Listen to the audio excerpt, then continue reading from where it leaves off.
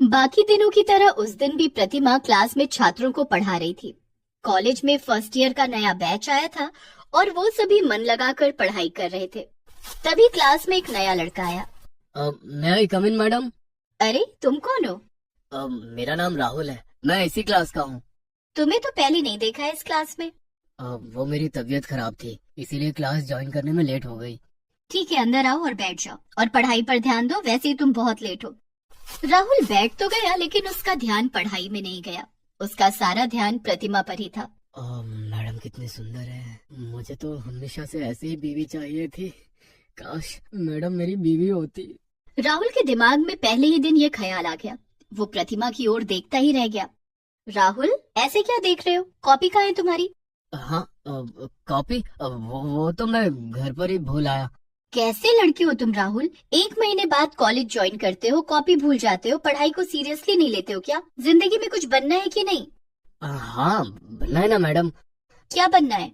आपका पति। और ये सुनते ही पूरी क्लास जोर जोर से हंस पड़ी। शट अप, चुप हो जाओ सब लोग। क्या बोला तुमने राहुल? नहीं मैडम, गलती से मिस्टेक हो गया। मेरा मतलब था करोड़पति। करोड़पति बनना चाहता हूँ मैं। और वो कैसे बनोगे घर पे कॉपी भूलकर? फिर से पूरी क्लास हंस पड़ी। ऐसे ही दोनों के बीच बातों का सिलसिला चलता रहा। पहले दिन प्रतिमा ने राहुल को बहुत डांट दिया। प्रतिमा 30 साल की थी और उसका एक बॉयफ्रेंड था। उसका नाम मनोज था। मनोज से प्रतिमा की शादी भी तय हो गई थी, लेकिन मनोज दूसरे राज्य में काम के सिलसिले में रहता था। क्लास के बाद प्रतिमा ने मनोज को कॉल किया और पूछा, मनोज कब लौट रहे हो तुम? मुझे और अच्छा नहीं लग रहा है, मुझे तुमसे शादी करनी है। 30 की हो गई हूँ मैं। अरे डार्लिंग, चिंता क्यों करती हो? मैं कहीं भाग रहा हूँ क्या? इस बार लौटकर मैं तुमसे शादी करूंगा। प्रॉमिस कर रहे हो ना? हाँ बाबा, प्रॉमिस। मनोज प्रतिमा को उम्मीद देता रहता था और प्रतिमा भोली बच्ची की तरह मान भी जाती थी। 5 साल से मनोज बस उम्मीद ही दे रहा था। इधर प्रतिमा को देखकर राहुल पागल हो गया था। क्लास के बाद राहुल के दोस्त राहुल को चिढ़ाने लगे। क्या राहुल, पहले दिन ही प्रतिमा मैडम से डांट पड़ गई? अरे वो डांट नहीं, प्यार था मैडम का। अच्छा प्यार? मैडम से प्यार हो गया है क्या तुझे? हाँ भाई, ऐसा ही कुछ समझ ले। हाँ यार, जो भी बोल, सुंदर तो है प्रतिमा मैडम। सुन, भाभी है वो तेरी, ठीक है ना? ये सब मत बोल। अच्छा, भाभी है मेरी? तुझसे वो कितनी बड़ी है पता भी है? ये प्यार में बड़ा छोटा क्या है? Everything is fair in love and war, ये कहावत सुना है ना? चुप बे गोंचू, प्रतिमा मैडम से शादी का सपना देख रहा है। तुझे मार पड़ेगी उनसे, देख लेना। हाँ हाँ ठीक है, देख लेना। राहुल को अब और कुछ सूझ नहीं रहा था। उसे किसी भी तरह प्रतिमा मैडम के आसपास रहना था। पढ़ाई में उसका मन नहीं लग रहा था। छोटी सी छोटी चीज करते हुए वो गलती कर रहा था। इस तरह 2 हफ्ते बीत गए। क्लास में वो आंसर भी नहीं दे पाता था और प्रतिमा मैडम हर रोज उसे डांटती थी। आज भी पढ़ाई करके नहीं आए हो ना राहुल? नहीं मैडम, पढ़ाई तो हो नहीं रही है। क्यों नहीं हो रही पढ़ाई? क्या दिक्कत है? सामने एग्जाम है, क्यों नहीं हो रही है पढ़ाई? बताओ बताओ मुझे।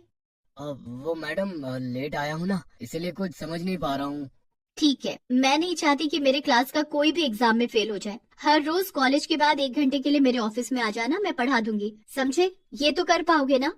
हाँ कर पाऊंगा, जरूर कर पाऊंगा। मैं तो धन्य हो गया मैडम, मैं तो। राहुल को तो जैसे हाथ में चांद मिल गया। क्लास के बाद उसके दोस्त उसे चिढ़ाने लगे। अरे भाई, तेरे तो मजे ही मजे हैं। मैडम ने खुद तुझे ऑफिस जाने के लिए कहा। हाँ भाई, मेरा दिल कह रहा है वो भी मुझसे प्यार करती है। तो पागल है क्या राहुल? मैडम ने सच में तुझ पर तरस खाकर ये कहा है। फालतू का रोमांटिक होकर फायदा नहीं है। मैडम के पास जा और अच्छे से पढ़ के आ। हाँ भाई, जल रही है ना तेरी? मुझे घर बसाते हुए तू देख नहीं सकता है ना? तू और तेरे सपने। बहुत साले।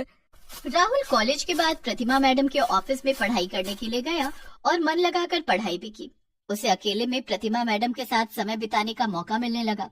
2-3 दिन सिर्फ पढ़ाई करते हुए बीत गए। उसके बाद से पढ़ाई के साथ साथ कुछ पर्सनल बातें भी होने लगी और राहुल बात बात पर जोक मारता रहा। राहुल कितने फनी हो तुम। बिल्कुल मनोज के जैसे। मनोज? ये मनोज कौन है मैडम? मनोज मेरा होने वाला पति है। वो भी ऐसे ही हंसाता है मुझे। कुछ ही महीनों में मेरी शादी है। राहुल को जैसे सदमा लगा। मनोज के बारे में उसे पता नहीं था। आज उसे पता चला और ये भी पता चला कि प्रतिमा उसके साथ शादी करने वाली है। घर लौटकर राहुल रोने लगा। मेरे साथ ये क्यों हुआ ये? हे भगवान, मुझे प्रतिमा मैडम से ही क्यों प्यार हो गया? मेरे दोस्त सही कहते थे, दिन में सपना देख रहा था मैं।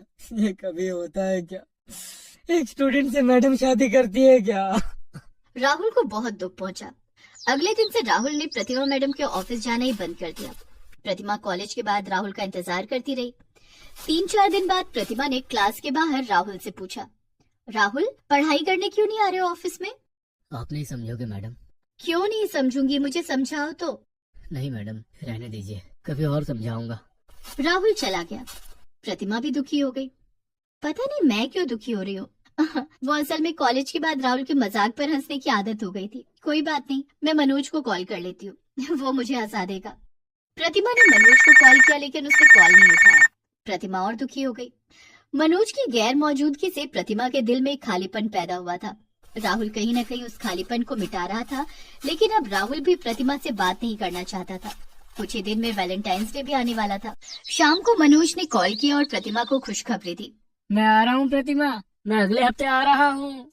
ये सुनकर प्रतिमा बहुत खुश हो गई। वैलेंटाइंस डे से पहले मनोज आ रहा है, इसका मतलब दोनों की शादी होगी। अगले हफ्ते मनोज आया। मनोज और प्रतिमा दोनों मिलकर शादी का प्लान करने लगे। उधर राहुल बेचारा दुखी होकर घर पर पड़ा हुआ था। उसके दोस्त आए। राहुल, हमसे तेरा ये हालत देखा नहीं जा रहा है, तू प्रतिमा मैडम से सच कह दे। हाँ, वैलेंटाइंस डे भी आने वाला है, तू उसी दिन सब कुछ कह दे, उसके बाद जो होगा देखा जाएगा। दोस्तों की बात से राहुल को ताकत मिली। उधर शादी के लिए प्रतिमा ने गहने खरीद लिए और बैंक से 10 लाख का लोन भी ले लिया और सब कुछ मनोज को दे भी दिया। वैलेंटाइंस डे से एक दिन पहले मनोज और प्रतिमा सेलिब्रेट करने के लिए एक जगह पर गए और दोनों ने वहीं पर रात बिताई। अगले दिन प्रतिमा वापस आई और बाहर राहुल आ गया। तभी प्रतिमा को उल्टी आई। अरे ये क्या, कहीं मैं प्रेग्नेंट तो नहीं हो गई? राहुल के हाथ में गुलाब था। वो बाहर से सब कुछ सुनने और देखने लगा। तभी प्रतिमा के फोन पर मनोज का मैसेज आया। तुमने क्या सोचा था, मैं तुमसे शादी करूंगा? मुझे तो बस तुमसे पैसे चाहिए थे। ये सब लेकर मैं आज ही विदेश जा रहा हूँ। वहाँ मेरी गर्लफ्रेंड मेरा इंतजार कर रही है। वो पढ़कर प्रतिमा सिसक सिसक कर रोने लगी। ये क्या हुआ? मेरे भरोसे के साथ खिलवाड़ हुआ। अगर शादी नहीं करनी थी तो मुझे प्रेग्नेंट क्यों किया? अब मैं समाज को क्या मुंह दिखाऊंगी? तभी राहुल अंदर गया और प्रतिमा को पकड़कर कहने लगा, प्रतिमा मैडम, आप चिंता मत कीजिए, मैं आपसे प्यार करता हूँ। मेरा प्यार सच्चा है, मैं आपको धोखा नहीं दूंगा।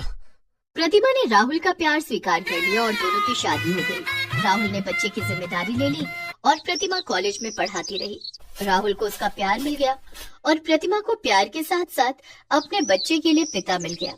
इस तरह 2 प्यार करने वाले मिल गए।